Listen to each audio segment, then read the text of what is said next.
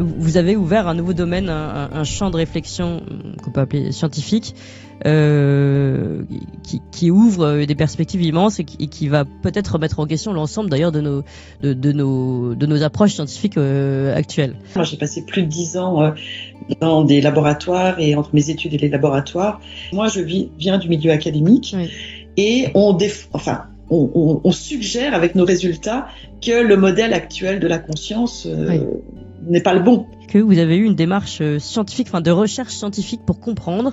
Mon approche scientifique, quelque chose parle à travers eux et ça c'est vraiment très impressionnant. Au bout de quelques tests, il a entendu une voix, plutôt un concert de voix qui lui a dit ça va pas assez vite. Au début, d'abord c'était des musiques. Par exemple, il a entendu la chanson de Trenet, le soleil a rendez-vous avec la lune, scientifique. Et ensuite, il a eu des charades, un peu des petites énigmes. Par exemple, pas des bois, mais très drôle. Et dans une des images, on avait Muriel Robin. Pas des bois, mais très drôle. Ah oui, scientifique. On peut pas faire grand-chose scientifiquement avec ça. Bonjour tout le monde. Alors aujourd'hui, on va regarder Tocsin, la matinale. C'est pas que cette chaîne me passionne beaucoup. En fait, je la regarde pas. Mais je vois parfois passer des noms.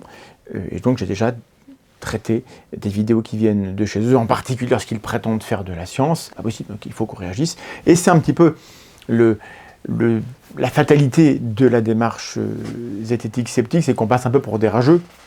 Parce que bien sûr, on peut, en partie de notre démarche, essayer d'être constructif, de partager les outils de pensée critique, de la démarche, être dans l'enseignement, mais le travail d'enseignement, des gens le font mieux que moi, ça s'appelle des enseignants, c'est leur travail, ils le font très très bien.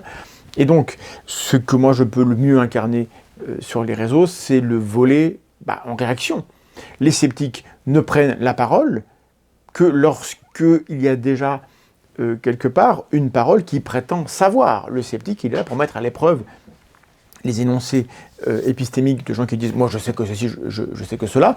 Et là, on va voir une émission chez Tocsin avec Sylvie Détiolaz.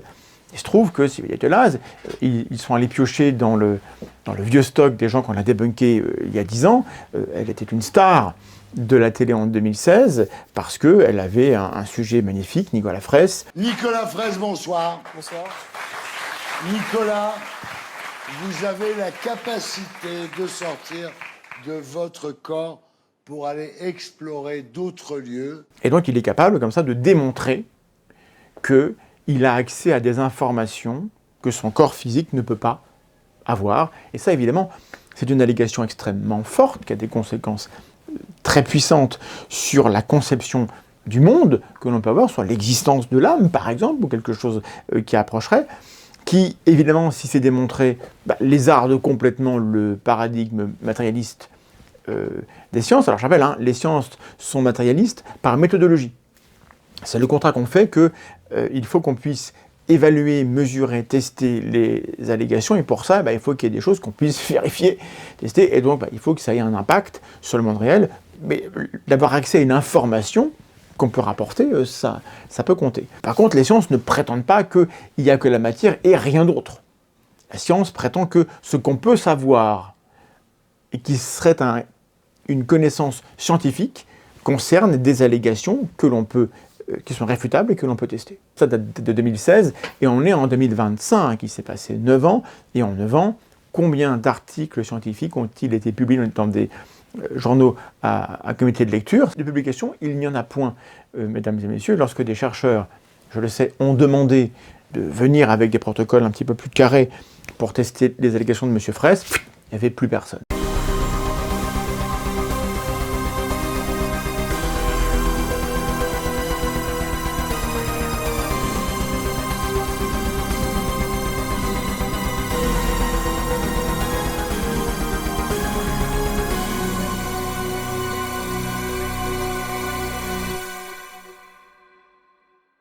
Alors bon, je ne vais pas regarder cette vidéo, je vais partir du principe qu'il faut être charitable et que l'animatrice, Clémence Oudiakova, qui a sans doute des qualités, va avoir une démarche rationnelle et elle va avaler tout cru ce qu'on va lui dire et elle va poser des bonnes questions afin que son public ne soit pas traité avec mépris. C'est-à-dire que quand vous animez une émission comme ça, quand vous respectez votre public, vous ne les prenez pas pour des cons, vous ne leur servez pas des trucs juste parce que c'est ce qu'ils veulent entendre.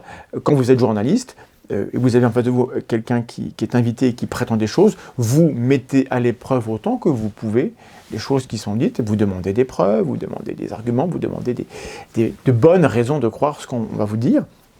Et si ça n'est pas bien fait dans un cadre comme celui-ci, où en fait c'est relativement facile de poser les questions, la preuve j'y arrive et pourtant je ne suis pas extrêmement fort, alors tout le travail journalistique que prétend réaliser l'animateur ou l'animatrice est évidemment remis en question. Il est bien possible que cette personne soit complètement nulle dans tous les autres sujets aussi, si jamais elle est nulle là. J'espère que non. J'ai rien de personnel contre les personnes qu'on verra à l'écran, mais j'aime bien que lorsqu'on prétend quelque chose de si important que ça, je vous rappelle que ça aurait des conséquences mondiales, historiques, fondamentales, extraordinaires, si jamais c'était vrai.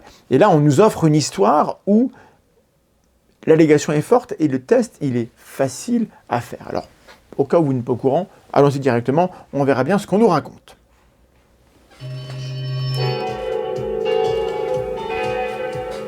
La matinale Colsin, 7h30, 9h30, à la volée. Et alors, à la volée, je suis très heureuse de recevoir Sylvie Détiolas, bonjour. Vous êtes docteur en biologie moléculaire, directrice de l'Institut suisse des sciences noétiques. Alors, on va peut-être revenir sur cet Institut suisse des sciences noétiques, c'est vous qui l'avez fondé. Les sciences noétiques, c'est les sciences de la pensée, en fait. Vous allez nous expliquer dans quel cadre vous l'avez créé.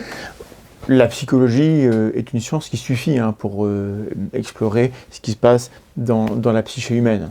Quand on invente d'autres sciences, c'est pour ne pas avoir à répondre au cadre épistémique, aux exigences professionnelles, parce qu'on aura des collègues qui vont un petit peu nous embêter, qui ne vont pas nous laisser dire n'importe quoi, parce qu'ils vont dire, non, on a des standards, on a des exigences de niveau de preuve.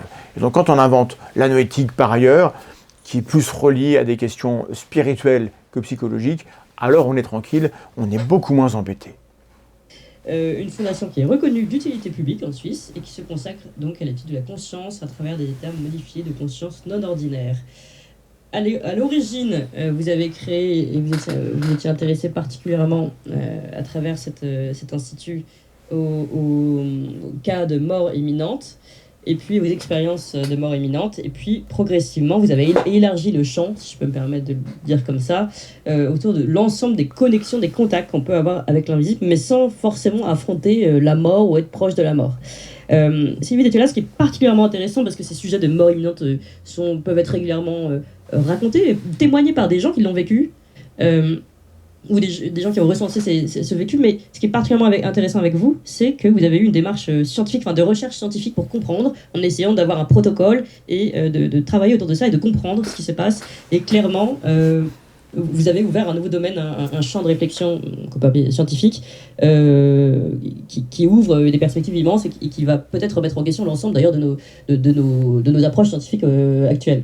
Ça met tout en question, sauf que ça date de 2016, les enfants. Donc, à moins qu'il y ait des choses absolument nouvelles et qu'on ait un scoop en direct, je n'ai pas regardé l'émission avant de l'analyser devant vous, mais s'il y avait vraiment des découvertes extraordinaires, vous savez, c'est comme tout, si jamais on découvrait que des aliens, en fait, existent et sont venus sur Terre, on ne l'apprendra pas à travers un site complètement un boui-boui obscur ou une chaîne YouTube un peu bizarre où les gens invitent n'importe qui. Si jamais on a la preuve, la preuve, elle convaincra tout le monde. Et du coup, les grands médias, qui ont plein de défauts et qui ne sont pas fiables sur pas mal de choses, une information de ce type-là, elle ne pourra pas leur échapper parce que, en fait, c'est des humains comme tout le monde et que c'est dans leur intérêt, pour plein de raisons, de s'emparer de ces informations et de les diffuser.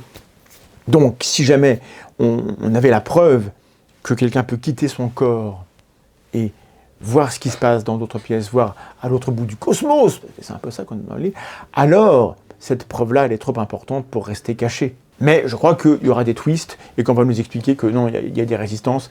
Et je m'attends un petit peu à une rhétorique du complot, je dois l'avouer, parce que c'est la seule manière de préserver le récit qui prétend que ce que dit Nicolas Fraisse est vrai, et en même temps que personne ne veut accepter la preuve que l'on aurait apportée.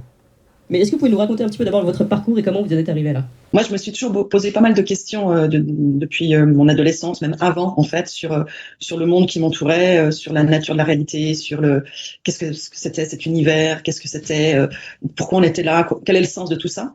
Et puis, à l'adolescence, comme disons, la religion ne m'attirait pas du tout. Naturellement, je me suis tournée vers la science. D'abord l'astrophysique, puis l'archéologie, l'anthropologie, puis la biologie moléculaire. Et puis à chaque fois, j'étais un petit peu déçue parce que je me rendais compte que la science, elle n'avait pas les moyens de répondre à ces grandes questions, on va dire, fondamentales, existentielles même, et qu'elle explique beaucoup comment les choses marchent, ce qui est déjà passionnant. Moi, j'ai beaucoup aimé mes études de biologie moléculaire, mais voilà, je me rendais compte que plus je me spécialisais en biologie moléculaire, plus je perdais en plus cette vision d'ensemble qui, moi, m'intéressait.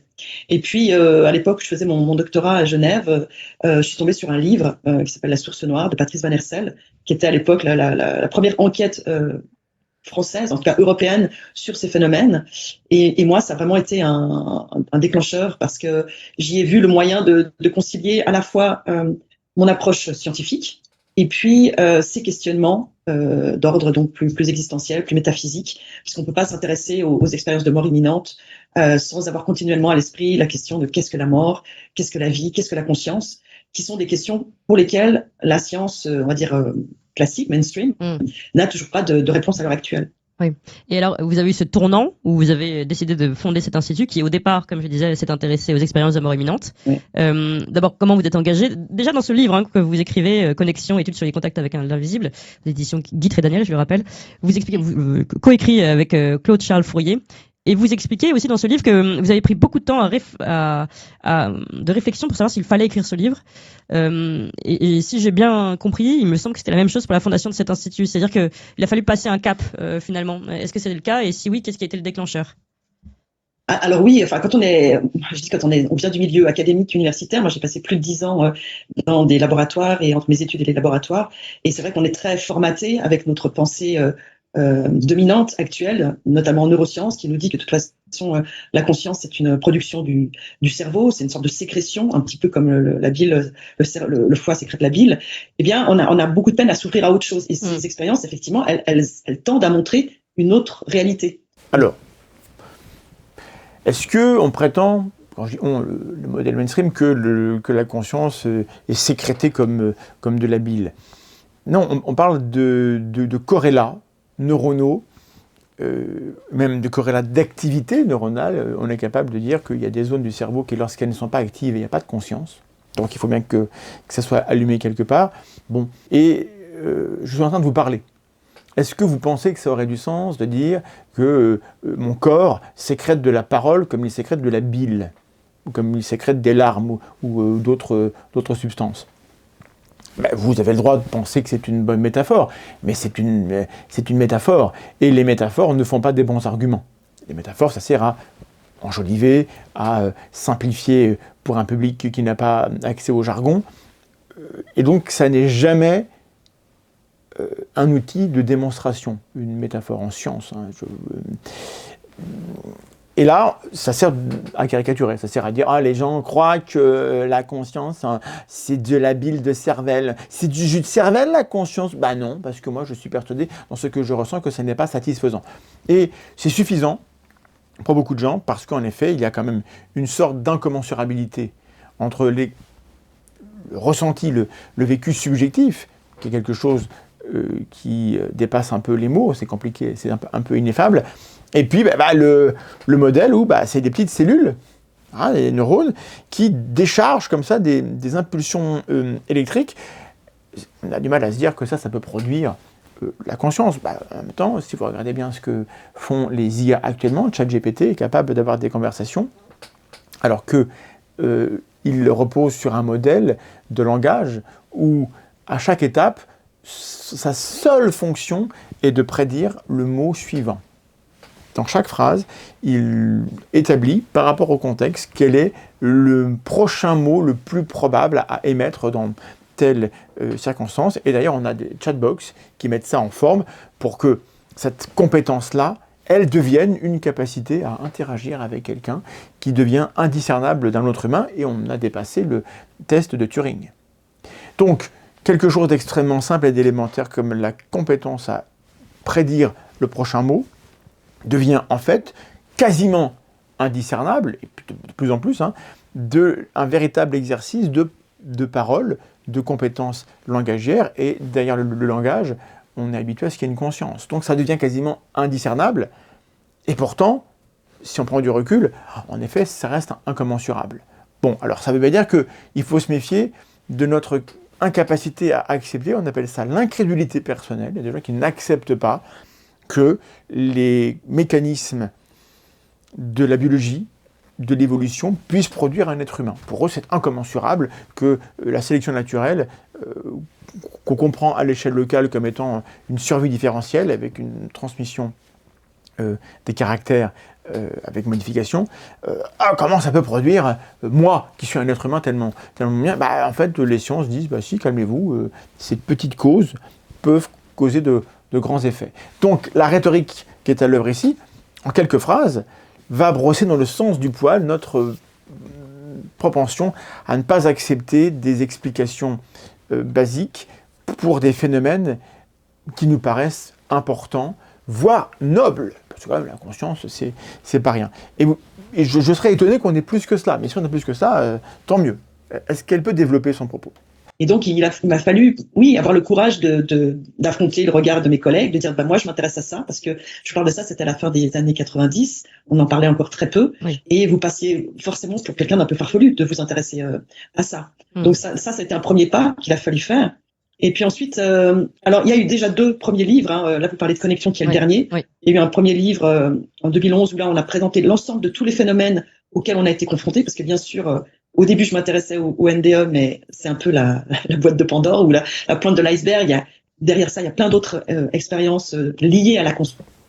Donc en 2011, elle crée un institut. En 2011, elle traite des EMI, et donc on pourrait s'attendre à ce que le livre qui sort en 2011, puisqu'elle prétend faire de la science, ça ait changé quelque chose, ça ait révolutionné les connaissances. J'ai fait une vidéo il y a moins d'un mois, 2025, décembre, sur ma chaîne, où je vous explique que sur les EMI, pour l'instant, ce qui tient la route, c'est le paradigme matérialiste des sciences du cerveau, c'est des sciences cognitives qui proposent des pistes pour expliquer le ressenti. Le ressenti, il est vrai, les gens qui font des EMI ont un vrai ressenti, mais les travaux produits par cette dame font pas partie des ressources scientifiques que moi j'ai mobilisées, parce qu'en fait, j'ai rien vu de scientifique.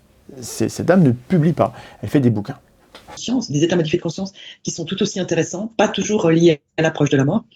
Et puis ensuite, il y a eu un deuxième livre qui est un peu les prémices de connexion, où là, on a, comme c'est très difficile d'étudier ces expériences et d'avoir vraiment des preuves, parce que on peut difficilement les différencier d'un rêve ou d'une hallucination. Quand même, après on va en parler, vous avez mis en place une forme de protocole pour vérifier, donc c'est particulièrement intéressant. C'est-à-dire que là, c'est une information sur des phénomènes qui sont vérifiés, ou alors, vérifiés par ce protocole, ou alors s'il y a une autre explication, il faut nous la donner, mais voilà. Mais vous allez nous raconter.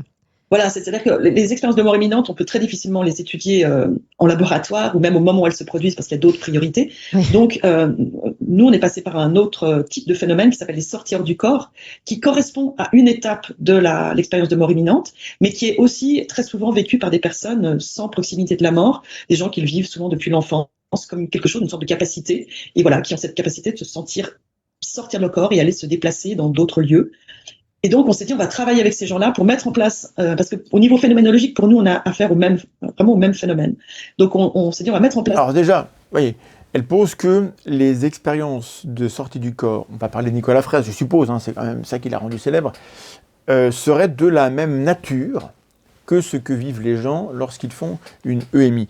Et ça, c'est bien beau de le dire, mais encore faudrait-il le prouver. C'est pas parce que les gens rapportent quelque chose qui ressemble lorsqu'ils font une EMI dans un état physiologique particulier de grand stress, voire effectivement d'être dans un corps qui est en train de mourir, ce qui peut arriver, que c'est la même chose qui se passe lorsque quelqu'un se concentre, médite et a un sentiment qu'on a dans la méditation. Les 2 témoignages ne sont pas exactement du même ordre, et les 2 phénomènes ne sont pas nécessairement les mêmes choses. Que le cerveau soit impliqué ou pas. Donc là, il y a un petit peu un saut ontologique qui se fait, et il y a une imprudence. Or, en science, puisque madame se prétend de la science. Je ne suis pas en train d'analyser le discours d'un chaman qui prétend que la rationalité n'a aucun intérêt, qui est dans un autre paradigme, et que moi, depuis mon paradigme, je ne pourrais qu'essayer de questionner pour voir ce que je peux en prendre. Là, c'est quelqu'un qui prétend parler depuis l'intérieur, depuis les sciences. Donc je suis évidemment justifié à avoir les critiques que j'aimais. C'est pour ça que ça m'intéresse d'aller regarder cette vidéo. Et donc, voilà, cette prétention que les deux phénomènes sont du même ordre, je ne dis pas que c'est faux, je ne prétends rien, je doute. Et je n'ai pas de raison de lever le doute pour l'instant. Peut-être qu'il faudrait travailler ça. Place un protocole en double aveugle, avec un système d'ordinateurs connectés dans 2 pièces adjacentes, avec un premier ordinateur où on appuyait sur un bouton qui lançait un programme dans le deuxième ordinateur qui allait choisir aléatoirement une image dans une base de données de 400 images et qui allait la projeter contre un écran, dans cette pièce qui était fermée à clé. Donc, ça veut dire que nous-mêmes, au moment du test, on n'avait pas connaissance de l'image. Oui, et vous demandiez à cette personne qui était dans la pièce où il n'y a pas la projection, nous, d'aller sortir de son corps et de dire ce qu'elle voyait de l'autre côté. Exactement. Et ensuite de revenir nous dire ce qu'elle avait vu, on lui demandait de raconter, ensuite on rappuyait sur l'ordinateur et ça lui présentait 20 images, et parmi ces 20 images, elle devait identifier formellement l'image qu'elle avait vue pour pouvoir faire des calculs de probabilité, voir si on était hors hasard, et puis aussi éviter tous les biais de description qui peuvent des fois être mal interprétés. Et alors, les résultats, les taux de sortie sont, de votre étude? Finalement, on a eu beaucoup de peine à trouver des candidats qui pouvaient le faire plus ou moins à volonté dans ces conditions. C'est compliqué, d'être avec la pression du test. Et finalement, on a travaillé avec un jeune homme qui s'appelle Nicolas Fraisse. Oui. Et là, une fois que le protocole a été prêt, que tout a été prêt, que lui, on l'a vraiment habitué à ce protocole, on a pu, donc on lui demandait de vraiment faire ça par ses propres moyens pour des questions d'éthique. Nous, on les provoque pas. Et il a réussi, donc on a fait le test 40 fois, et sur les 40 fois, il a pu identifier la cible correctement 7 fois. Alors ça peut paraître peu, mais en fait, c'est que les 33 autres fois, c'est pas qu'il est revenu et qu'il a choisi une mauvaise image, c'est qu'il est revenu en disant « je ne peux pas faire de choix parce que soit je n'ai pas réussi à faire de sortie de corps, soit je suis parti dans la rue, j'ai suivi une ambulance parce qu'il y avait toujours des choses qui l'intéressaient beaucoup plus dans cet état-là, soit effectivement, j'ai fait une sortie de corps, j'étais dans la pièce, mais je n'étais pas positionné de manière à pouvoir voir l'image. » Donc, les 7 fois où il est revenu et où il a dit « là, j'ai fait une sortie de corps, je suis allé dans la pièce, j'ai vu l'image », il l'a identifié correctement. Ce qui est quand même un résultat extrêmement fort, parce que là, c'est du 100%. Oui, c'est ça. Donc, on a 100%. Alors, évidemment, moi, je n'étais pas là, et vous non plus.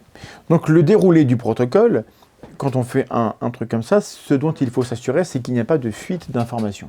Tel que cela nous est présenté, on a l'impression qu'il ne peut pas y avoir de fuite d'informations. Or, il y a des gens comme James Randi et d'autres qui ont démontré qu'on pouvait abuser des scientifiques en leur faisant croire à des choses, alors qu'en fait, il y avait des complices, où il y avait des trucages, où il y avait des petites fuites d'informations qui permettaient de détecter. Et donc, 100%, c'est un résultat extraordinaire, mais il y en a quand même 33 cas sur 40 où il ne se passe rien. On peut imaginer, sans accuser personne, mais on est obligé de le supposer, que Nicolas Fraisse, d'une manière ou d'une autre, est capable de tricher.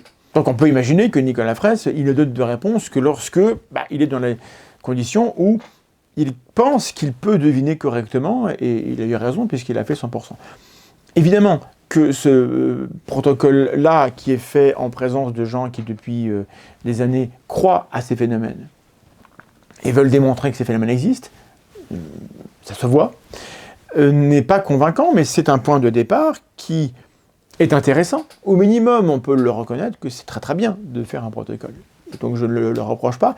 Mais l'étape suivante, c'est de voir avec des sceptiques, de voir avec des magiciens, de voir avec des gens dont c'est le métier de truquer des choses, de faire des effets comme ça, pour voir si on ne peut pas changer un tout petit peu les conditions pour être absolument sûr que ce qui se passe est bien inexplicable. Après, le récit que nous fait Nicolas Fraisse sur ce qui se passe dans son esprit, dans ce qu'il écoute, etc., ça, on ne peut pas vérifier. On n'a pas accès, peut-être qu'il baratine. Peut-être que c'est vrai. Mais au minimum, on peut démontrer d'une manière claire qu'on n'a pas d'explication raisonnable, rationnelle, dans le cadre du paradigme que l'on comprend, à ce qui s'est passé, puisqu'on a mis tous les verrous, tous les aveuglements, toutes les sécurités pour s'assurer que rien de ce qui est possible ne s'est produit. Il ne reste donc plus que l'impossible dans le paradigme. Et alors, on a une preuve de quelque chose. Et alors, éventuellement, ça vaut sans doute le coup d'investir. Vous comprenez bien que dans le monde actuel, la pression sociopolitique, géopolitique, elle est extrêmement forte. On a la guerre en Ukraine, on a des luttes d'influence un peu partout, et on en a eu dans le passé. Il y a toujours eu des grands conflits au sein desquels avoir quelqu'un qui a la capacité de se projeter dans une pièce pour éventuellement assister à une réunion top secrète défense, pour voir à l'avance. Alors, aujourd'hui, on a Pete Exec qui invite dans des boucles Instagram, dans des boucles Signal, enfin dans des conversations privées, des journalistes qui ont accès aux informations top secrètes. Bon, mais en dehors de ces fuites, parce que c'est des gros nuls, s'ils travaillent bien, ils sont dans des bunkers, mais aucun bunker n'est à l'abri de la visite de Nicolas Fraisse ou de quelqu'un qui aurait les mêmes capacités. Donc évidemment que ce type de capacité peut être utilisé dans des contextes extrêmement importants où on a des gens qui ont beaucoup de pouvoir, beaucoup d'argent, qui voudraient vouloir en profiter. Et donc ce type de phénomène, je vous renvoie vers le film Les chèvres du Pentagone, évidemment que les grandes puissances qui ont de l'argent pour tester, et c'est pas grand-chose, ça coûte rien comme test. C'est peanuts par rapport aux sommes qu'on investit dans l'armement, dans d'autres techniques. Ce type de phénomène-là intéresse nécessairement les grandes puissances qui ont tout intérêt à le maîtriser. Alors on peut dire aussi qu'elles ont tout intérêt à le garder secret. Soit. Mais il y a plein de grandes puissances qui se contredisent, qui se font la guerre. On ne peut pas imaginer qu'il n'y ait pas des fuites d'un côté ou de l'autre. Or, on n'a rien. On sait que dans les années 60, il y a eu des tests. Les Américains et les Russes envoyés de l'infox prétendaient arriver à des résultats avec de la télépathie, de la vision à distance. Et c'était il y a 50, 60 ans. Et aujourd'hui, on n'a toujours rien, pas de suite, que dalle, zéro. C'est très étonnant. Donc évidemment qu'il faut s'intéresser, il faut se poser la question, quelles seraient les conséquences dans le monde réel des choses dont on nous parle. Et c'est ce dont je viens de vous parler. Dans le monde réel, ce type de capacité, évidemment, ça ne peut pas passer inaperçu, ça ne peut pas rester inintéressant pour plein de gens, parce qu'il y a plein de gens bien et mal intentionnés qui pourraient en faire un usage dans leur propre intérêt ou dans l'intérêt commun, et ça ne se produit pas. Et si ça ne se produit pas, il faut se demander pourquoi, et c'est probablement parce que ça n'est pas vrai, parce que ça n'existe pas. En tout cas, c'est l'hypothèse la plus parcimonieuse, et donc c'est celle qu'un sceptique doit favoriser. Mais vous savez, il nous reste à regarder 20 minutes. Peut-être que d'ici la fin, j'aurai changé d'avis. Ce qui est particulièrement intéressant, en effet, est-ce que ce sont des protocoles qui sont désormais reconnus scientifiquement ? Alors non, malheureusement, nous on espère que ça va inspirer d'autres laboratoires. Notre idée, bien sûr, à la base, c'était de pouvoir publier ce genre cette étude. Et puis très vite, on s'est rendu compte que ce serait pas possible parce que on est un organisme indépendant. On n'est pas en lien avec une université, avec le milieu académique. Même si moi, je viens du milieu académique, oui. Et on suggère avec nos résultats que le modèle actuel de la conscience n'est pas le bon. Donc on est exactement là où j'avais prédit qu'on irait. On a des travaux, on est sûr de nos résultats, mais on ne peut pas publier parce qu'on n'appartient pas au sérail. Il y a des limites. Écoutez, même Aberkan a réussi à publier des prétentions complètement folles en mathématiques. Il n'est pas du sérail non plus, il appartient à aucun laboratoire. Des chercheurs indépendants, ça existe. Alors oui, c'est vrai, c'est plus dur. Oui, évidemment, lorsque vous avez une adresse académique dans un vrai laboratoire, avec des vraies équipes qui depuis des années publient, alors quand on reçoit un manuscrit, on se dit tiens, c'est quelqu'un qui appartient au monde académique, au minimum, il a des collègues, et au minimum, il est censé avoir un financement pour des travaux, donc c'est censé être au moins un petit peu sérieux, ce qui n'empêche pas qu'il y a des taux de refus dans des revues qui dépassent 80%. Bon. Là, ce qu'on nous dit, c'est que non, il n'y a aucun moyen de publier, et c'est pas vrai. On peut faire des préprints. Il y a des moyens de publier la revue pour qu'elle soit examinée par les pairs après coup. Il y a moyen d'archiver, de publier tout le protocole, toutes les informations, et puis d'attendre que des experts viennent critiquer et qu'on voit si le travail est défendable ou pas. Si ça n'a pas été fait, c'est parce qu'on ne voulait pas le faire. Je vous garantis que Mme Détiolaz, elle a parfaitement le droit et les moyens de faire cela. Si elle peut financer les travaux dont elle parle avec Nicolas Fraisse, elle peut financer la publication de ce type de manuscrit, qui n'est pas un article peer review, mais qui est un manuscrit, qui peut rentrer dans la discussion scientifique. Je vous le garantis. Voilà, c'est tamponné. Et de toute évidence, elle me dit que c'est impossible. Donc la conclusion, c'est bullshit. Et donc, voilà, moi, je connais bien le système, comment ça se passe pour pouvoir publier, et je savais très bien que ce ne serait pas suffisant. Et à ce moment-là, voilà, notre idée, c'était d'inviter des observateurs externes de laboratoires, on va dire reconnus dans les milieux académiques, pour pouvoir faire une co-publication. Et puis, on a eu des problèmes d'argent, on a perdu notre local, on a perdu nos financements, on n'a pas pu continuer. Et... Pas de chance, ça. Ils voulaient inviter des gens un peu plus sérieux qu'eux, en fait, c'est ça qu'on a compris. Et puis, bah, ça n'a pas pu se faire. Voilà. Bon. Parce qu'il n'avait plus de local. Je vous rappelle que l'expérience, il suffit d'avoir 2 pièces, 2 pièces contiguës. Il n'y a même pas besoin d'ordinateur. Vous mettez dans des enveloppes Kraft avec du papier aluminium bien opaque, une centaine d'enveloppes avec, avec des numéros dessus écrits par des gens qui ne savent pas ce qu'il y a dedans. Vous mettez au point un système en double aveugle avec des simples enveloppes et des photos, et pas des photos compliquées, mais des photos avec des formes géométriques, avec les images de Zener, par exemple, voilà. Vous en mettez 100. C'est très, très, très facile. C'est très exactement le type d'expérience qui est la plus facile au monde. Je peux vous pondre 5 protocoles dans la journée, si vous voulez, pour tester ce type d'allégation. C'est extrêmement facile, ça ne coûte rien. Il suffit d'avoir un sujet qui est en bonne forme ce jour-là et qui se prête à l'exercice. Et il l'avait. Il y en avait au moins un. Et ça, c'est vrai, on pourra en discuter parce que ce type d'événement, de phénomène, c'est pas Nicolas Fraisse qui l'a inventé. Plein de gens prétendent ce genre de choses. Donc, il y a plein de gens qui sont censés savoir faire cela. Et eux, en ont trouvé un seul. Alors, soit c'est Superman et il a une capacité qui est vraiment, vraiment de loin supérieure à celle des autres, auquel cas, peut-être que ça l'oblige moralement. S'il a ces capacités extrêmement fortes, peut-être qu'il faudrait qu'il en fasse quelque chose, faire avancer la connaissance commune. Moi, en tout cas, c'est ce que je ferais à sa place. Après, il est libre. Soit il y a plein de gens et ils n'ont pas été foutus de les trouver et de les tester. Je ne sais pas ce qui est vrai, mais dans les 2 cas, c'est étonnant ce qui passe. Quand on compare le monde réel avec les conséquences qu'on attend si le récit est vrai, encore une fois, il y a une dissonance extrêmement forte. Et donc, on s'est dit, plutôt que tout perdre, on a publié un livre. L'Institut, vous l'avez encore? Oui, alors l'Institut, on l'avait toujours, mais si vous voulez, on n'a plus de fonds pour continuer ces recherches, pour avoir un lieu. Et donc, à ce moment-là, on a publié un livre sur ces recherches qui s'appelle « Voyage au confins de la conscience », donc qui est le cas Nicolas Fraisse, où on raconte toute cette aventure. Alors, on raconte, mais enfin, c'est pas du tout une étude où on explique clairement, de manière séquentielle, tout ce qu'on a fait, où on serait capable de répliquer en étant sûr qu'on réplique vraiment ce qui est dedans. Et c'est un bouquin qui raconte des histoires, en fait. C'est beaucoup moins propre, lorsqu'on lit le bouquin que j'ai parcouru, que ce qu'on entend ici.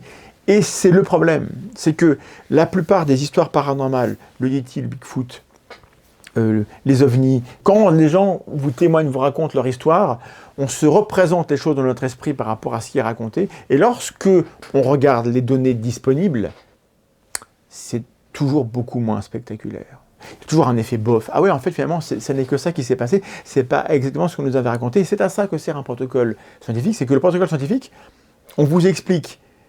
Alors c'est barbant, c'est barbant à écrire, c'est barbant à lire. On vous explique ça de manière tellement claire que si vous voulez reproduire, il suffit de lire ce qu'on vous a dit. Et si c'est bien fait, et c'est censé l'être, il n'y a pas de place à une erreur chronologique, à une erreur dans la manière dont on reproduit. On reproduit à l'identique, et donc on est censé avoir des résultats qui sont, sinon semblables, en tout cas c'est assez similaire, pour dire on valide ou on valide pas. Ça n'est jamais ce qui se passe avec ces expériences-là.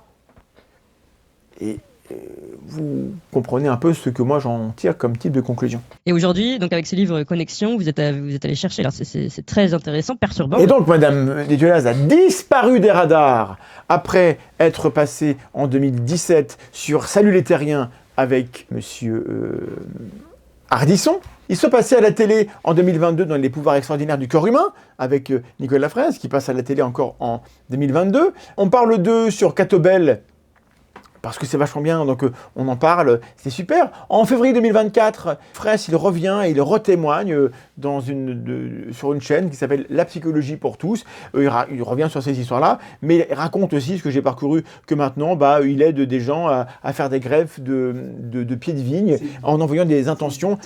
Et quand on voit des intentions, c'est très spirituel et on aide les pieds de vigne à ce que la greffe fonctionne. On passe de 50% à 80% de réussite.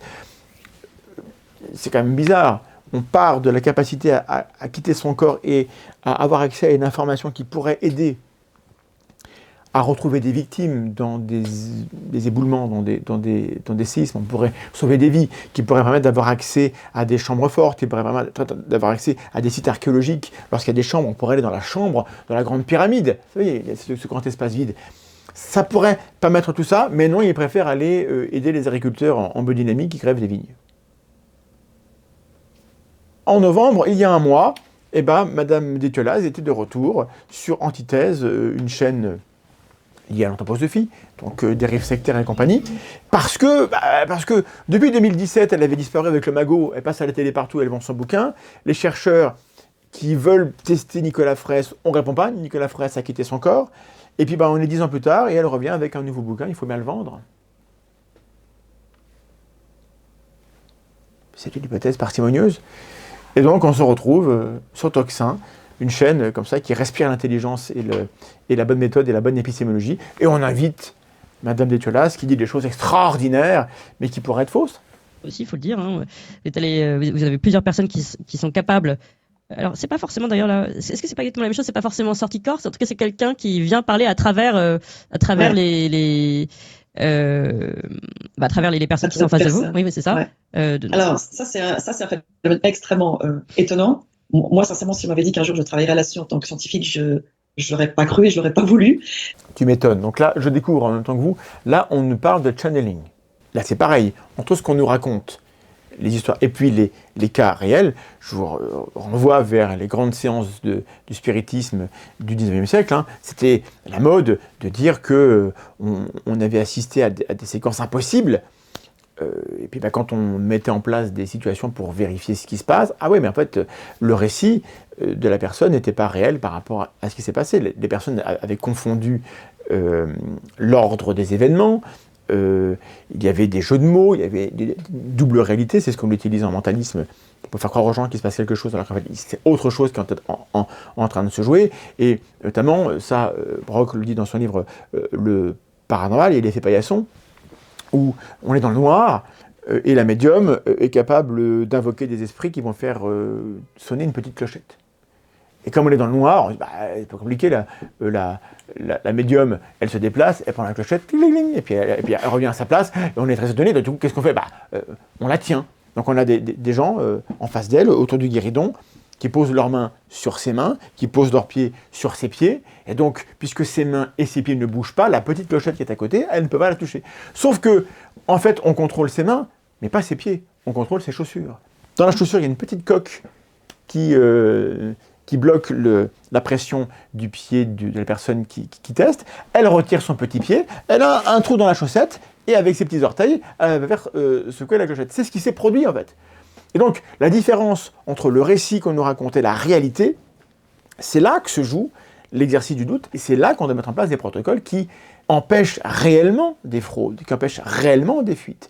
Et c'est pas accuser ces gens de tricher, que de dire, dans la mesure où on n'a pas la certitude qu'ils ont mis en place tous les contrôles qui interdisent la triche et la fraude, alors leur conclusion, elle n'est pas fiable, parce que c'est plus parcimonieux de supposer la fraude, parce que les fraudeurs, ça existe, que quelqu'un qui sort de son corps avec son âme et tout le bordel. C'est pour ça qu'on est obligé d'être un peu exigeant dans les protocoles, parce qu'on sait de longue date qu'on a plein de gens qui ont raconté des fariboles, qui ont gagné beaucoup d'argent, qui ont acquis un pouvoir de gourou avec des conséquences terribles depuis très très très longtemps. Et à chaque fois qu'on peut vérifier, ils disparaissent avec le magot. Et là, elle revient avec un nouveau livre. Bon. Voulu, mais en fait, ce qui s'est passé, c'est que la fondation qui nous finançait à l'époque, qui était la fondation Odier de psychophysique, nous a demandé de travailler sur un dernier projet pour prouver les phénomènes de clairvoyance. Donc on avait un système aussi, on a mis en place un protocole contrôlé par huissier cette fois-ci, Vous avez retenu la phrase. Alors là, c'est peut-être un abus de langage. Peut-être qu'elle n'a pas dit ce qu'elle voulait dire, mais on les a engagés pour prouver. Le but serait, si sa langue n'a pas fourché, qu'on met un protocole et notre but c'est de prouver que ça existe. Alors, je vous mets tout de suite à l'aise. En science, le but, c'est pas de prouver. En science, le but, c'est de vérifier. De mettre à l'épreuve et de réfuter l'hypothèse. Je ne suis pas certain que c'était ça la démarche. Avec quatre enveloppes, enfin, plutôt une enveloppe qui avait été scellée, dans laquelle il y avait une image, et le candidat devait se concentrer dessus, essayer de trouver quelle était l'image, et ensuite on lui présentait 4 images d'une série, et il devait identifier l'image qui était enfermée. Donc il avait une... Voilà. Ça suppose que l'enveloppe, elle est vraiment opaque, qu'on ne l'a pas quittée des yeux, et qu'il n'y a aucun moyen pour la personne qui doit trouver de la manipuler et d'avoir accès à des infos. Sauf que ça, pour le savoir, il faut avoir le détail très exact du protocole, de comment ça a été fait, est-ce qu'elle pouvait toucher l'enveloppe ou pas, quelle était la lumière dans la pièce, sa position. Et comme ça, je suppose qu'on ne l'aura pas, si ça ressemble aux travaux précédents, alors il ne faut pas s'étonner que ces résultats, tout le monde s'en tape. La meilleure preuve que tout cela n'est pas convaincant, c'est que ça ne convainc pas les gens dont le métier serait transformés s'ils acceptaient que c'est vrai en fait.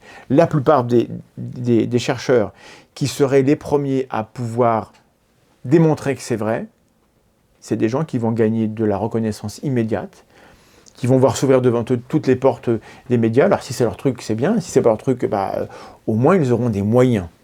Ils pourront dire j'ai démontré ça, maintenant je veux des moyens pour travailler. Je ne connais pas un seul scientifique qui ne veut pas ça.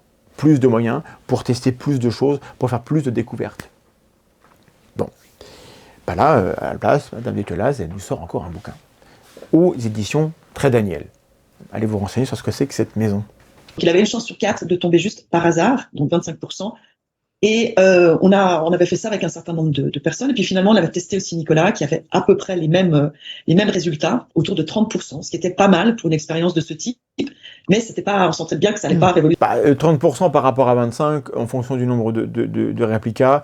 Et pour peu que les enveloppes soient pas totalement, c'est misérable dans la mesure où on avait 100% tout à l'heure. Hein. On passe de 100% de résultats corrects à 30% par rapport aux 25 attendus par le hasard.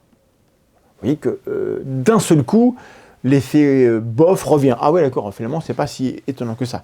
Révolutionner le monde, mais la Fondation nous a pressé en fait de passer à la phase officielle avec Huissier, donc on a fait les tests avec Nicolas. Et dans ce cadre qui se voulait très contrôlé, il s'est passé un phénomène assez très étonnant, qui a beaucoup perturbé d'ailleurs Nicolas. C'est-à-dire qu'au bout de quelques tests, il a entendu une voix, plutôt un concert de voix, qui lui a dit ça va pas assez vite. Et parce qu'il mettait 10-15 minutes pour faire un test. Et il nous a demandé mais qu'est-ce qui se passe. On lui a dit écoute, on ne sait pas, il faut continuer. Et à partir de là, il a reçu des informations auditives qui l'ont aidé en fait et qui lui permettaient de faire son choix de manière extrêmement facile. Alors pour vous donner des exemples, au début, d'abord c'était des musiques. Par exemple, il a entendu la chanson de Trenet, le soleil a rendez-vous avec la lune. Et quand on lui présentait les 4 images, il y avait une éclipse solaire. Au début, on n'a pas dépouillé. On a attendu d'avoir fait 100 tests avant de dépouiller, donc on ne savait pas si c'était correct, mais bon, c'était étonnant. Et ensuite, il y a eu des charades, enfin un peu des petites énigmes. Par exemple, pas des bois, mais très drôles. Et dans une des images, on avait Muriel Robin. Pas des bois, mais très drôles. Oui. Donc on a des petites voix qui font des blagues. Oui, oui, bien sûr. Oui. Oui. Ce type de phénomène-là, on a des petites voix dans la tête qui vous chantent du Charles Trenet ou qui vous font des jeux de mots sur Muriel Robin des Bois.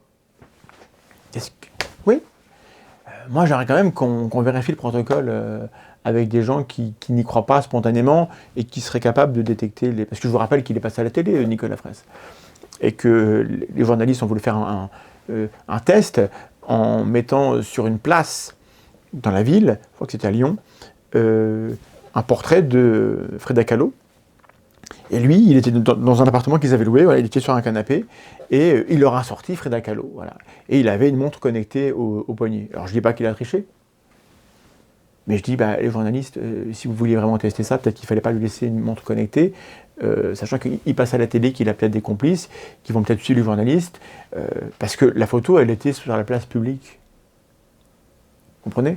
Le même test avec la photo de Frida Kahlo qui reste dans une enveloppe alors, la personne rentre dans une pièce, elle ouvre l'enveloppe, elle met la photo de Frida Kahlo, et elle reste dans la pièce jusqu'à ce que l'autre donne sa réponse. Il y avait des moyens comme ça de s'assurer qu'il n'y a pas de fuite. Évidemment que lorsqu'on a une montre connectée et une image qu'on a placardée sur une affiche électorale en plein centre-ville, bah, les fuites d'informations, elles sont possibles. Mais il vous raconte un récit comme quoi il est dans un appartement, il est essayé, il est tranquille, et il n'a pas pu avoir accès aux infos, il n'a pas pu avoir accès à rien du tout. Et puisqu'il a pu avoir accès à rien et qu'il vous donne quand même le nom Frida Kahlo, avec d'autres détails comme quoi il y avait des couleurs alors que l'image est en noir et blanc, alors bah, du coup, bah, vous vous dites il s'est passé quelque chose d'inexplicable par les sciences, alors qu'en fait, l'explication probable, c'est que s'il n'avait pas sa montre connectée, ça n'aurait pas marché. Ça se teste. Peut-être qu'il y a d'autres trucs encore, auxquels je ne pense pas, parce que c'est pas mon métier de faire de la magie. Donc c'était vraiment très étonnant. Sens d'humour en plus. Et puis ça a continué, comme il y a toujours beaucoup d'humour, ça a continué avec des textes plus poétiques, avec des quatrains, des rimes parfaites. Voilà. Et donc on a fait ces 100 tests, et quand on a dépouillé, on avait 79% de réussite. Enfin, Nicolas avait plutôt 79%. 79% de réussite. Alors du coup, moi j'ai trouvé un texte où il y a comme ça les petits textes que Nicolas Fraisse a écrits, je suppose, ou qu'il a récités. Et donc c'est de la poésie de haut niveau. On a des esprits supérieurs, des entités suprahumaines qui dictent à Nicolas Fraisse un texte qui dit ceci. Le faux berger que suivent les brebis, une vérité tournée vers lui. Bon, la métrique n'est pas parfaite.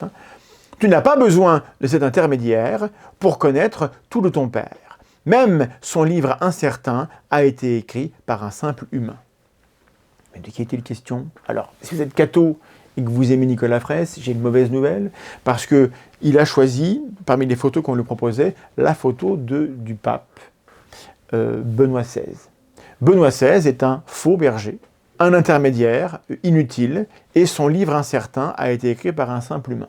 Voilà, donc je m'en fous, c'est juste pour vous dire que c'est le type de choses. Alors je ne sais pas quelles étaient les autres images, mais c'est vrai que c'est frappant. Ce type de texte-là, lorsqu'on nous dit que ça correspond à Benoît XVI, oui, voilà, si les autres images n'étaient pas des personnes, ça ressemble beaucoup, mais encore une fois, est-ce que c'est sur la base de ce texte-là qu'il reconnaît l'image, ou c'est sur la base d'une information qui fuite, qu'il a accès à l'image, et qu'après il imagine un quatrain à la con, qui n'est pas un quatrain en l'occurrence, puisqu'il y a 6 vers. On ne peut pas savoir parce qu'on n'a pas accès au protocole carré, rigoureux. Ça, c'est le type d'expérience qu'on aurait pu filmer, par exemple.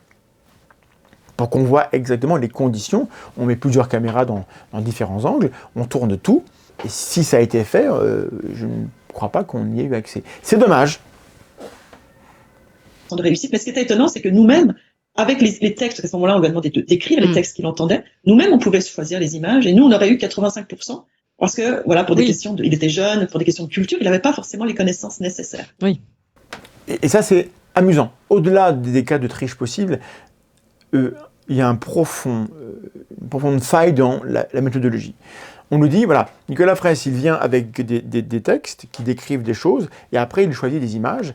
Et dans plusieurs cas, donc là, il a 21% d'erreur.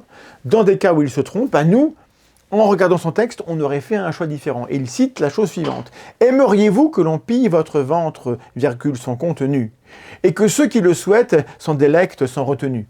On parle le niveau de...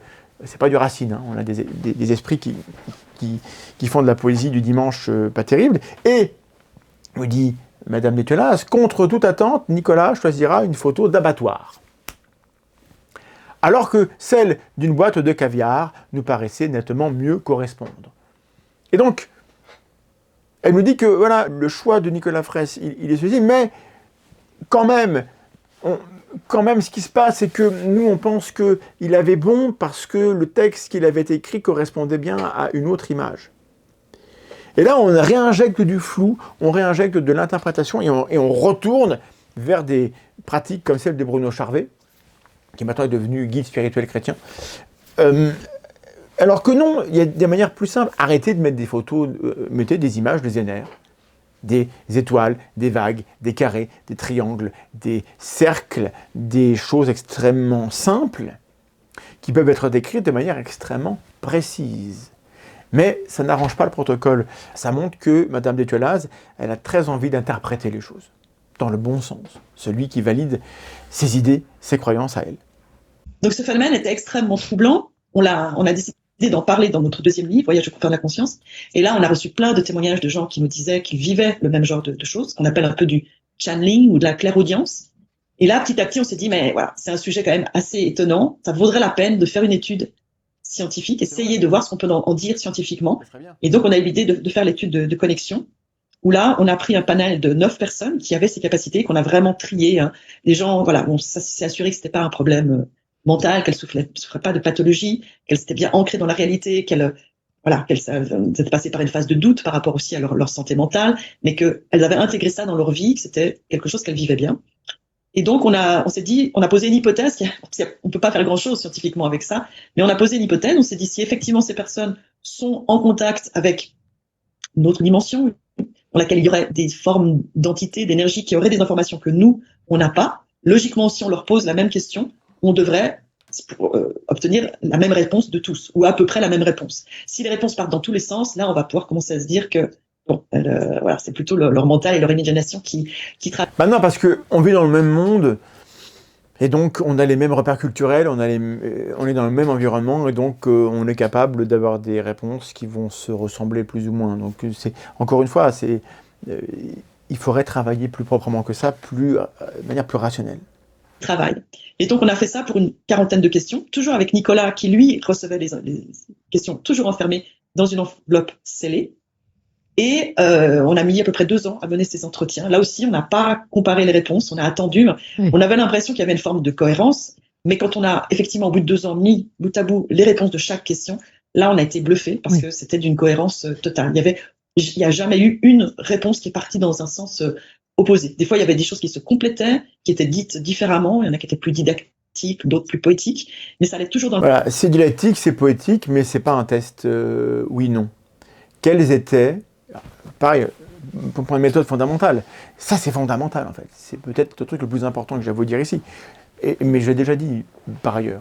Dans un protocole scientifique, le plus important, pour que ça ait la moindre valeur, c'est que vous ayez établi au préalable quelles étaient les conditions d'un échec. Votre hypothèse, si il se passe ça ou ça, eh bien l'hypothèse, elle est réfutée. Si vous n'avez pas prévu ces conditions, si, quoi qu'il arrive, vous restez en capacité de dire « non, mais mon hypothèse, en fait, elle survit quand même », alors vous n'avez pas testé l'hypothèse. Vous avez fait une mise en scène pour vous faire mousser. Alors, actuellement, en science, on a pour beaucoup de choses des tests statistiques. En biologie, c'est ce qu'on fait, on fait des réplications. On met les cellules ou les animaux ou les plantes dans des conditions. On fait des mesures de métabolisme, de transcriptomique, de protéomique, et on fait un nombre de réplications, et on fait des tests statistiques. Et puis on estime que si on a une différence entre deux situations, la situation A et la situation B, et on veut regarder la différence entre les deux, on va placer un seuil de significativité avec une p-value à 5 pour 1000, à 1 pour 1000 ou 5%, ça c'est ce qu'on faisait avant, mais 5% ça fait beaucoup d'erreurs. Alors on estime, et c'est un peu arbitraire, qu'il y a une ligne comme ça, qui tranche entre les résultats qui sont valides et ceux qui ne sont pas valides. Il n'y a pas de résultat qui montre une différence si on n'a pas passé le seuil statistique. On pourrait choisir d'autres tests, d'autres critères pour différencier un échec d'une réussite, et probablement que les sciences vont évoluer en faisant évoluer la manière dont on établit cette différence. Mais justement, c'est central dans la méthode, et là, puisqu'on me dit que on n'a pas jugé qu'il y avait d'incohérence dans les réponses, certaines étaient plus poétiques que didactiques. Dites-moi comment on fait pour dire que telle réponse, elle était un petit peu trop didactique, un petit peu trop poétique, un petit peu trop incohérente par rapport aux autres pour établir que c'était un échec. Eh bien, il n'y en a pas. Et c'est pareil dans les bouquins d'Alix, Stephen Alix, qui appelle son bouquin Le Test, mais dans son test, il n'y a à aucun moment établi au préalable les conditions dans lesquelles son test serait un échec. Quand quelqu'un n'établit pas clairement où, quand, comment son hypothèse est fausse, alors il fait autre chose que de la science, et il a le droit de le faire. Mais Madame Littolas, elle n'a pas le droit parce qu'elle prétend qu'elle fait de la science. Et donc dans ces conditions, évidemment qu'elle ne va jamais publier ça dans une revue Actualité Lecture, pas parce qu'on serait fermé, mais parce que d'un point de vue scientifique, et je vais choquer beaucoup de monde à Perpignan, c'est de la merde.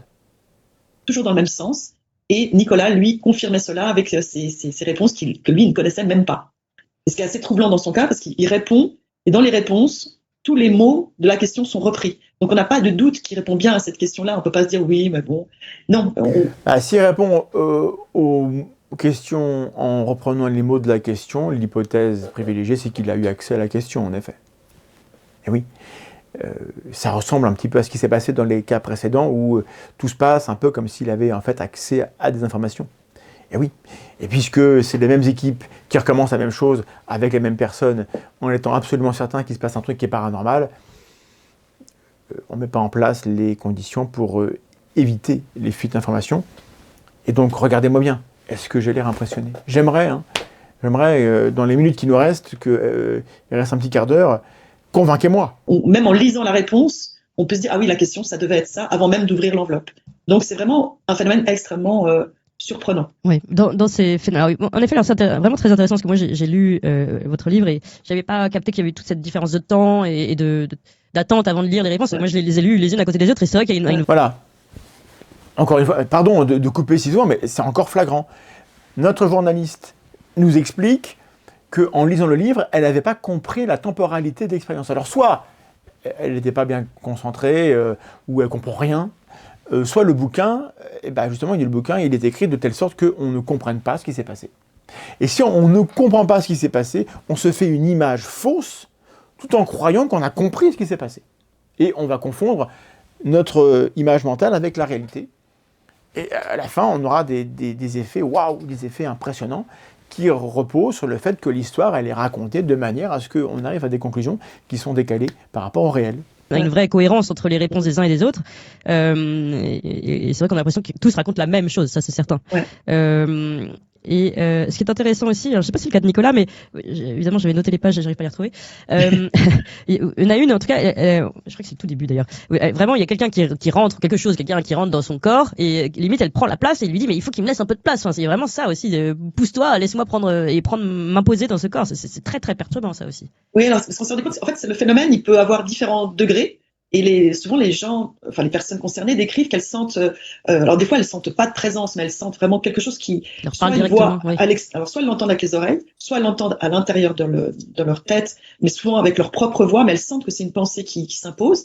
Et puis des fois elles sentent une présence dans la pièce, et si elles sentent qu'elles peuvent laisser cette présence s'approcher de plus en plus, jusqu'à finalement les incorporer. Alors ça ne concerne pas toutes les personnes qu'on a rencontrées, mais certaines personnes pouvaient aller jusque-là, et à ce moment-là, quelque chose parle à travers eux, et ça, c'est vraiment très impressionnant parce que... Mais vous aussi, vous l'entendez en fait, ça. Ouais. Oui, puis c'est des gens qu'on connaissait bien, et donc la voix change, c'est plus du tout le même phrasé, c'est plus les mêmes intonations, la même tonalité même, tout change, et les gestes de la personne, les expressions du visage changent. On a presque l'impression d'avoir en face de nous une marionnette, en fait. Donc là, on nous parle carrément de possession, des entités qui prennent le contrôle du corps. Encore une fois, si vous êtes chrétien... est théologiquement correct dans votre vision des choses, je crois que ça doit vous déranger. Pour des raisons différentes des miennes. Moi, ça me dérange parce que ça paraît fou. Et les gens qui changent physiquement de voix, etc., c'est possible. Les gens qui imitent d'autres gens, ils changent de voix, ils changent de posture. Des comédiens, ça change de posture aussi. Évidemment, si vous voulez appeler ça preuve, alors on ne peut plus rien pour vous. Qui est habité par quelque chose d'autre. Et ça, c'est assez impressionnant à voir, ça nous est arrivé quelques fois. Oui, c'est impressionnant à lire, je peux vous le dire. Et ce qui est intéressant, c'est que donc tous vont raconter le fait qu'il y a une forme. Déjà, tous disent que c'est important, il faut se dépêcher de raconter de faire émerger la vérité sur ce qu'il y a derrière. Il y a une caractère d'urgence, j'ai l'impression, dans ce qu'ils veulent passer comme message. Et cette espèce de conscience universelle derrière, auquel donc ces êtres-là ont accès et que nous ne percevons que d'une infime partie à travers notre enveloppe charnelle. Vous allez le dire beaucoup mieux que moi. Je voulais, parce que de toute façon, c'est absolument passionnant et on pourra jamais tout aborder, mais. Bon, là, du coup, le journaliste, elle y croit. Pardon, mais la distance critique qui consiste à se dire, avant de croire tout ce qu'il y a dans le bouquin, je me demande, est-ce qu'il y a vraiment des moyens mis en place pour tester les hypothèses, ça passe à la trappe. Donc je suis désolé Toxin, mais peut-être que vous nous révélez plus que vous ne voudriez en mettant en ligne des trucs comme ça, parce que la méthode de travail, les calculs ne sont pas bons, Kevin. Hein. Mais vous demandez par exemple entre les expériences de mort imminente et celle-ci, et enfin toutes celles que vous avez abordées, quels sont les points communs finalement expérience de mort imminente, vous en avez parlé au départ, il y a cette expérience de sortie de corps. Est-ce que c'est ça le point commun? Est-ce que finalement à chaque fois ils se sortent de leur propre conscience charnelle? Non, parce que là, dans ce cas-là, par exemple, ils sortent pas de leur corps. Les gens sont vraiment là, ils peuvent vous parler, ils sont, à moins que quelque chose les incorpore. Mais oui, dans les cas où ils sont incorporés, eux ont parfois la sensation qu'ils doivent quitter leur corps pour laisser la place à quelque chose d'autre. Ça pourrait être un point commun, mais ça concerne pas toutes les personnes. Par contre, on pourrait dire que le point commun, c'est que tous ont vraiment cette sensation d'être en contact avec une autre dimension de la réalité. Et dans ces autres dimensions, de faire des rencontres, parce que ce soit dans les expériences de mort imminente, dans les sortir du corps, ou ces personnes qui sont en contact avec ces dimensions, elles nous parlent d'entités, alors souvent qui n'ont pas forcément de nom, des entités qui seraient plus élevées que nous, d'un point de vue, on va dire, spirituel, qui sont souvent moins individuées, qui ont moins de... Alors, elles sont plus élevées que nous au niveau individuel, mais alors au niveau de la poésie, elle n'est pas des cieux, et pourtant elle vit au fond de la mer, son paradis, et pourtant vous en faites un enfer. Bon, alors ça c'est une étoile de mer. Voilà. Le niveau de la poésie des entités supérieures est un peu décevant, je dois vous le dire. Je connais des gens, je connais des collégiens qui font aussi bien, et plein de poètes amateurs qui font beaucoup mieux. Voilà, qui n'ont pas forcément une forme, comme des formes d'énergie en fait, mais qui ont des connaissances qu'on n'a pas en fait. Nous, on pourrait dire qu'on est dans un stade de matière très dense et elles appartiennent à des dimensions de réalité qui sont moins dans la matière ou dans des formes de matière beaucoup plus subtiles. Et tout ça, ça ne veut rien dire. Tout ce qu'elle vient d'expectorer comme mot, énergie, matière subtile, demandez-vous le sens que ça peut avoir, ça ne veut rien dire. Évidemment, en face, un journaliste doit dire « Attendez, moi, là, ce que vous dites, moi, j'ai rien compris. Qu'est-ce que ça veut dire ?» C'est le niveau 0,1 du journalisme, c'est de s'assurer qu'on comprend ce que l'autre est en train de dire. Parce que là, ça jargonne, et c'est creux. Et je suis persuadé que Clémence Oudiakova va le faire parce qu'elle ne peut pas être nulle à ce point-là. Voilà, à chaque fois, c'est ça peut-être qui revient, c'est qu'il y a des communications qui sont possibles avec ces formes de conscience. Voilà. Est-ce que vous voulez bien nous raconter un peu concrètement, justement, un exemple de mort imminente? Ah bah non, ça passe direct. Un exemple assez classique de mort imminente et justement les rencontres qu'ils peuvent faire et le cheminement, et celui de la connexion de ces contacts incorporés, ou une sortie de corps sans mort imminente. Est-ce que vous pouvez nous donner quelques exemples concrets pour que les gens qui n'ont pas forcément lu et suivi toutes ces études comprennent un peu comment ça se passe? L'expérience de mort imminente typique, on va dire, la personne d'abord va être souvent baignée dans un état de grand bien-être, ensuite elle va vraiment avoir cette sensation de sortir de son corps, souvent elle va voir la scène depuis un point de vue qui est situé en général dans un coin de la pièce, au plafond, elle va avoir l'impression, même des fois se formuler clairement, mais je dois être morte alors puisque mon corps est là. Et puis là, elle va se sentir aspirée dans un vide très obscur, qui est souvent décrit comme un tunnel, en tout cas dans notre société occidentale. Et dans ce tunnel, déjà, elle va parfois faire des rencontres avec souvent des personnes décédées qu'elle connaît. Et elle va avancer en direction d'une lumière. Et c'est cette lumière qui est souvent...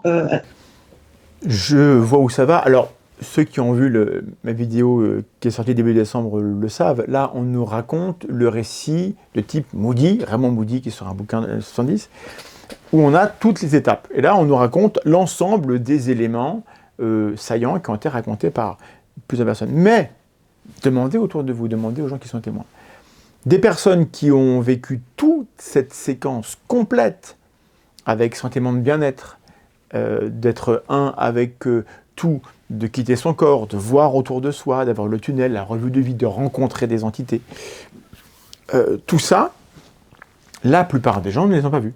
La plupart des gens ont expérimenté, ont fait l'expérience, on parle d'expérienceurs. Une de ces choses-là, ils ont vu le tunnel, par exemple, ils ont senti qu'ils quittaient leur corps, ou ils ont senti qu'ils faisaient un avec tout, ou ils ont 2 de ces éléments, ou 3, mais la séquence complète, en réalité, elle est rare. Et ce que je vous dis là, vous me croyez, vous ne me croyez pas, mais c'est impossible à supposer quand on écoute ce qu'on nous dit, parce que à chaque fois qu'on nous en parle, on nous explique que ça, c'est le récit que font tous les gens qui font l'expérience. Et quand ça circule, et que vous avez fait l'expérience, mais seulement d'un élément ou 2, eh ben, il est possible que vous vous sentiez un petit peu con de ne pas avoir vécu le reste, et donc que vous ne dites pas, dis donc, moi, j'ai vécu mais qu'une partie.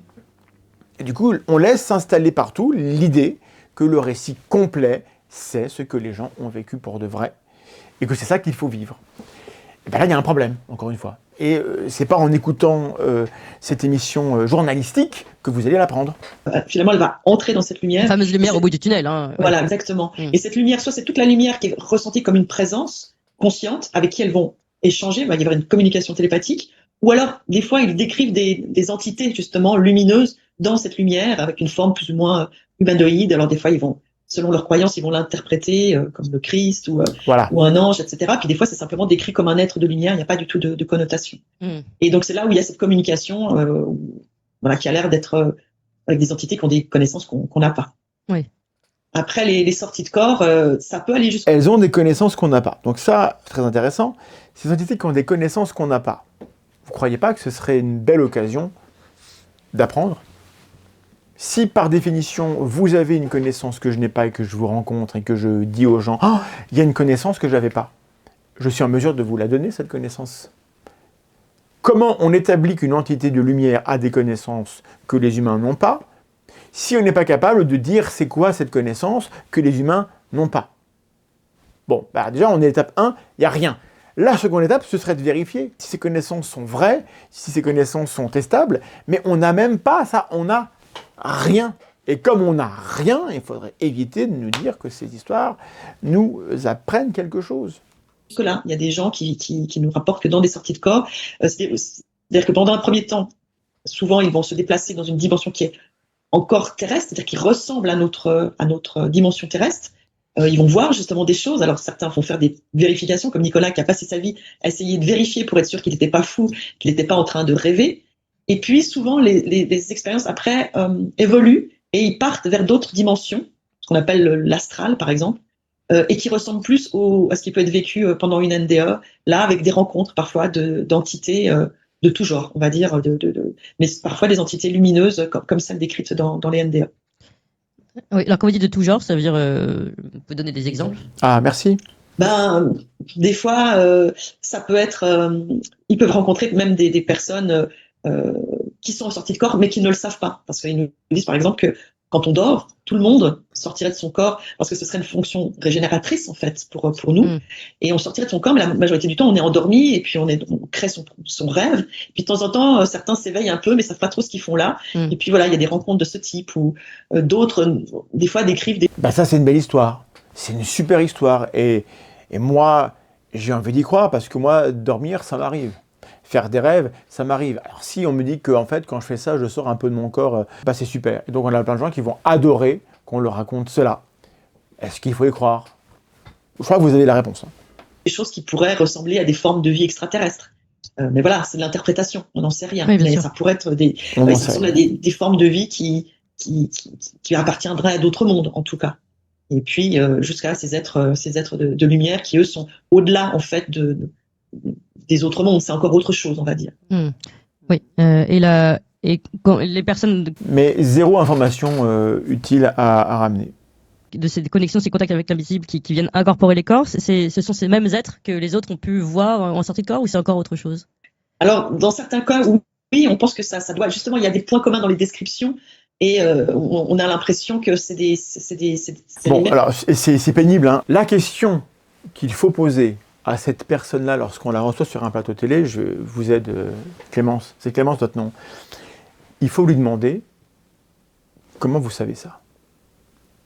Normalement, quand vous avez quelqu'un qui est un plus ou moins expert de quelque chose, vous savez qu'il parle, s'il vous raconte un travail scientifique, parce qu'il a mené les expériences et que c'est publié, et vous avez jeté un œil à la publication, donc vous savez que ce qu'il est en train de vous dire, ça repose sur quelque chose, et donc il y a de bonnes raisons, il y a une validité épistémique à ce qu'on est en train de vous dire. Là, dans ces cas-là, il faut poser la question explicitement. Madame d'Étiolaz, vous nous parlez d'entités extraterrestres, vous nous parlez d'êtres de lumière qui ont des connaissances qu'on n'a pas. Madame d'Étiolaz, s'il vous plaît, vous vous êtes déplacé sur le plateau, vous êtes là, vous voulez communiquer, vous voulez qu'on achète vos livres. Comment vous le savez? Comment vous savez ça, Madame d'Étiolaz? La question n'a jamais été posée sous aucune forme, quelle qu'elle soit. Et c'est la question qu'un journaliste qui veut faire son métier correctement en respectant les gens qui écoutent devrait avoir à l'esprit. Prochain coup, ce serait bien d'y penser. Et même, en fait. Après, voilà, on peut jamais être sûr de rien parce que c'est quand même des phénomènes qui sont très difficiles à étudier. On est sur la base de témoignages, donc on pousse, nous, les gens, à développer le plus possible, aller le plus loin possible dans leur description sans entrer dans de l'interprétation. Et sur cette base-là, on essaye de faire des corrélations, mais on peut pas affirmer les choses avec une certitude totale. Mais en tout cas, oui, on a l'impression que, en tout cas, ces êtres de lumière qui sont décrits dans les NDE et qui viennent parler à ces personnes en channeling sont du même niveau. Mais même dans toutes les personnes qui font du channeling ou de la clairaudience, elles aussi, on sent qu'elles, d'ailleurs, les réponses s'en ressentent. Celles qu'on présente dans le livre, on a l'impression qu'il y a différentes strates qui sont contactées. Et certaines entités sont beaucoup plus compréhensibles, comme si elles avaient un rôle d'enseignant. Elles viennent vraiment parce qu'elles ont envie de se faire comprendre.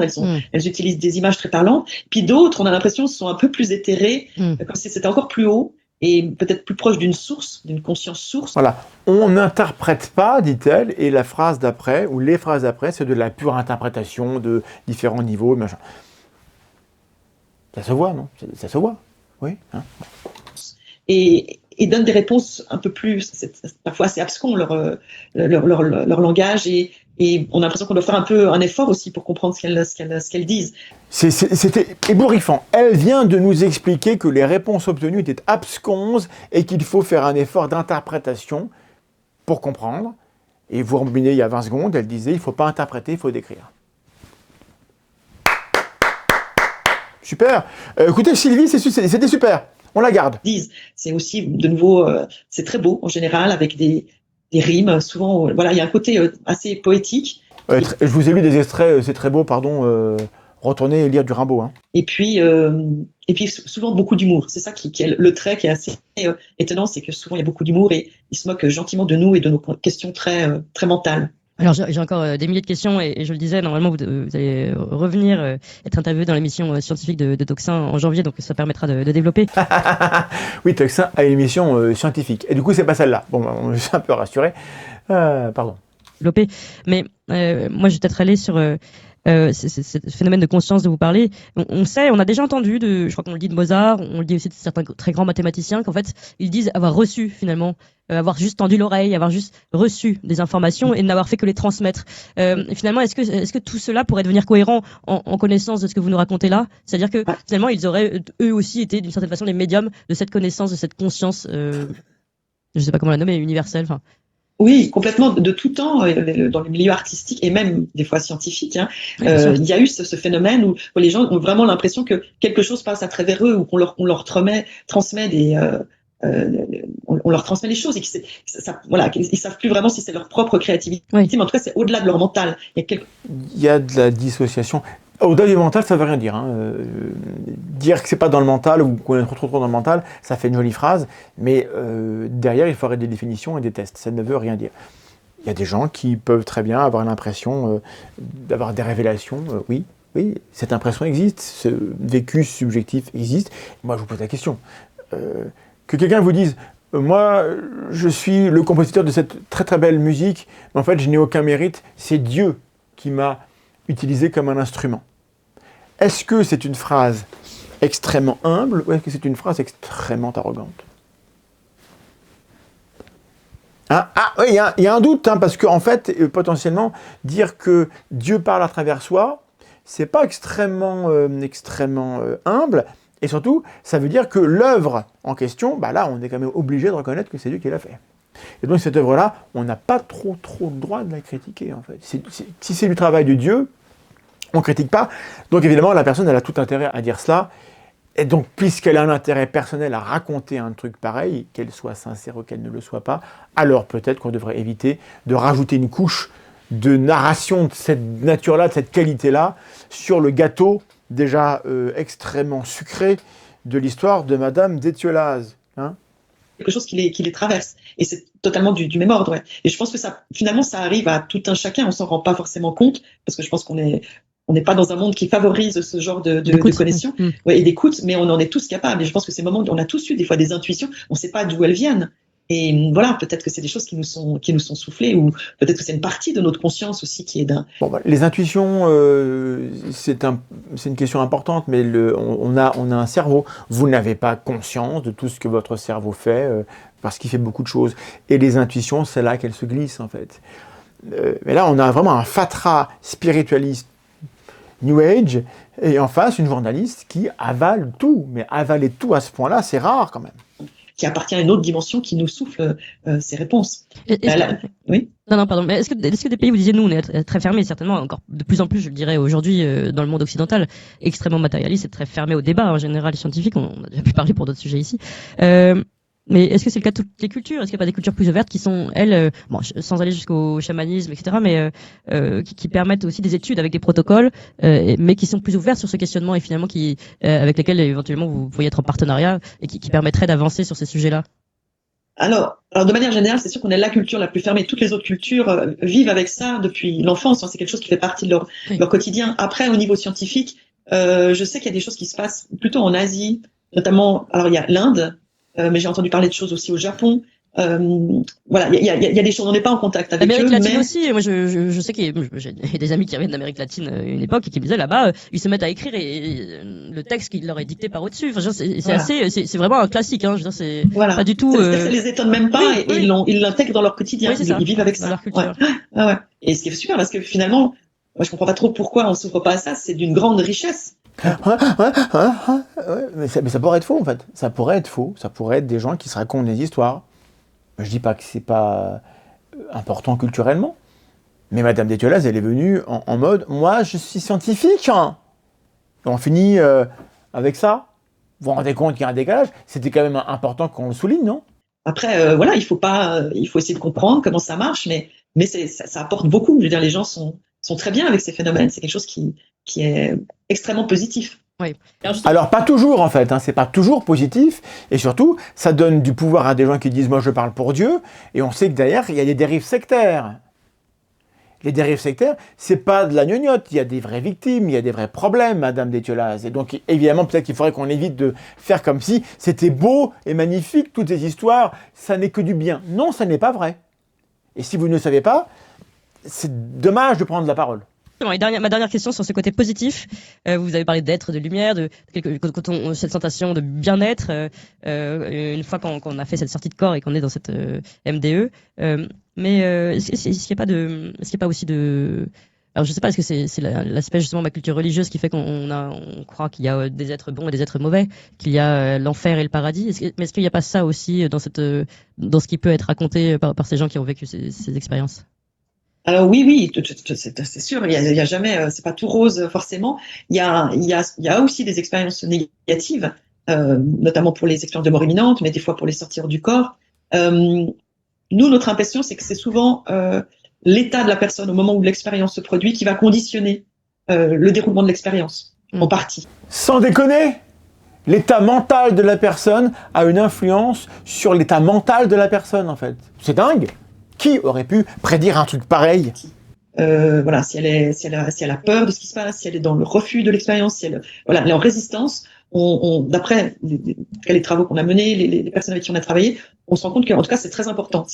Quand on vit ce genre d'expérience, il faut vraiment s'y abandonner, lâcher prise totalement pour que les meilleures choses de se passer bien. Voilà, il faut avoir envie de vivre des choses positives pour vivre des choses positives. Et c'est pour ça que c'est les chrétiens qui croisent la Vierge Marie. Et que les musulmans, ils voient d'autres choses, et que les bouddhistes voient d'autres choses. Parce qu'en fait, les gens produisent les visions qu'ils veulent voir. Probablement, c'est l'hypothèse la plus parcimonieuse. L'inverse serait étonnant, c'est-à-dire que les gens, si ces expériences-là amenaient devant les gens Jésus-Christ en majesté, qui leur dévoile une vérité incroyable, totalement vraie, totalement vérifiable, et impossible à générer par ailleurs, et que les gens se mettaient tous à se convertir au christianisme, là, il se passerait un truc où on se dirait, ouh là là, il y a un phénomène quand même, il y a un arrière-monde potentiel, quelque chose qui produit des effets dans le monde réel. C'est tout ce qu'on voit. On a des gens qui viennent à une expérience avec tout un tas d'idées au préalable, et dans leur expérience, ils se réalisent exactement les choses qu'ils croyaient avant. Ça n'arrive pas que les gens se convertissent à quelque chose qui leur est totalement inconnu au cours de ses expériences. Vous voyez, encore une fois, on compare ce à quoi on doit s'attendre, si c'est vrai, avec le réel. Le réel nous dit, bof, peut mieux faire.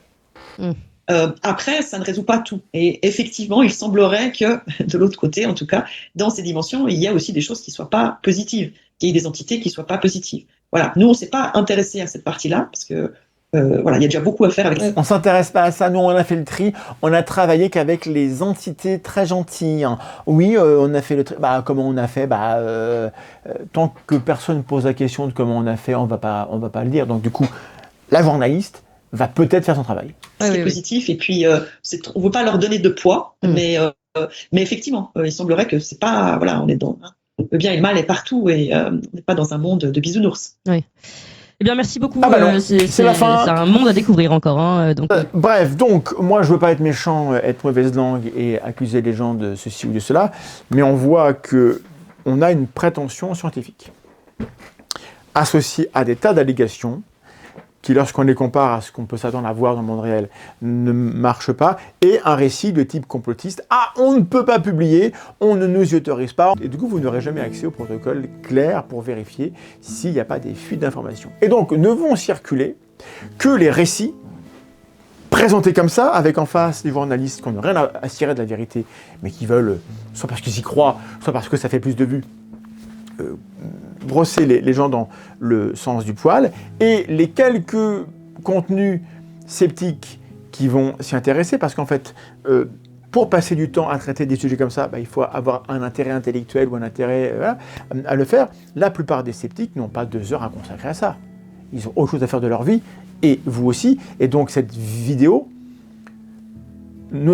même si par ailleurs on considère que je travaille mal et que c'est pas intéressant, par nature cette vidéo fera moins de vues que les vidéos qui sont sensationnelles en disant que on a des preuves. Et donc on a un récit qui va circuler sur le mode « je suis scientifique, j'ai un doctorat en biologie, j'ai établi un protocole, on l'a testé, on a 79% de résultats, on donne des petits exemples sympas, et on va vendre des bouquins, on va vendre des séances, des conférences, des choses. » Nicolas Fraisse, maintenant, il est magnétiseur.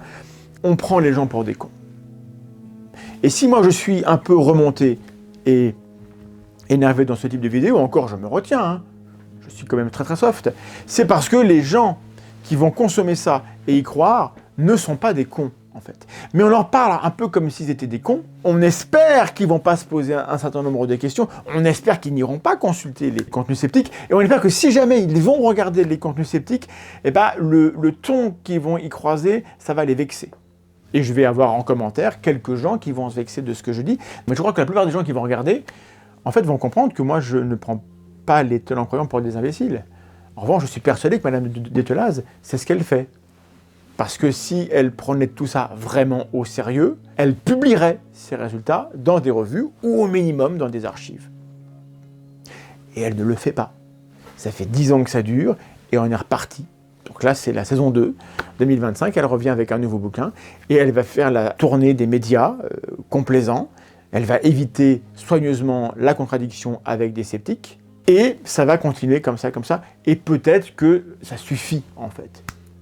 Alors, après, chacun est libre de croire ce qu'il veut, et les médias qui veulent s'adonner à ce genre de choses doivent avoir le droit de le faire, et moi je pense que les médias qui tiennent ce type de propos, sans questionner, sans avoir une approche rationnelle, mérite un discrédit immédiat et durable.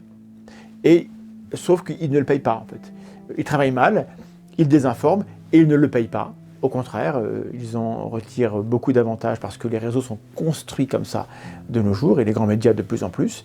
Et donc on se dirige vers des années noires, et ça n'est qu'un symptôme, parmi d'autres, de ce qui se passe.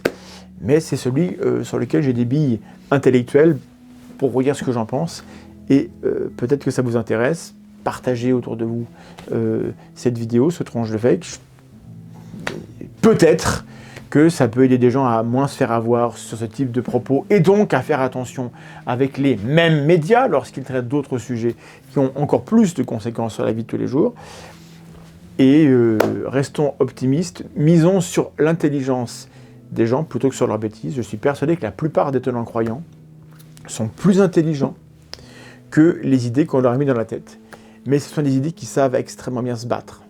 Et on ne leur a pas appris à se battre à ces gens-là. Donc il faut qu'on soit des alliés et pas des ennemis. Je ne suis l'ennemi d'aucun croyant. Bonne fête de fin d'année. Des bisous si c'est votre truc. Merci beaucoup pour le soutien que vous apportez à ce travail. Je ne peux pas travailler sans vous parce que les réseaux ne rémunèrent pas le travail que je fais. Donc c'est grâce à vous que ça peut continuer. Merci pour les partages. À très bientôt. Bye bye.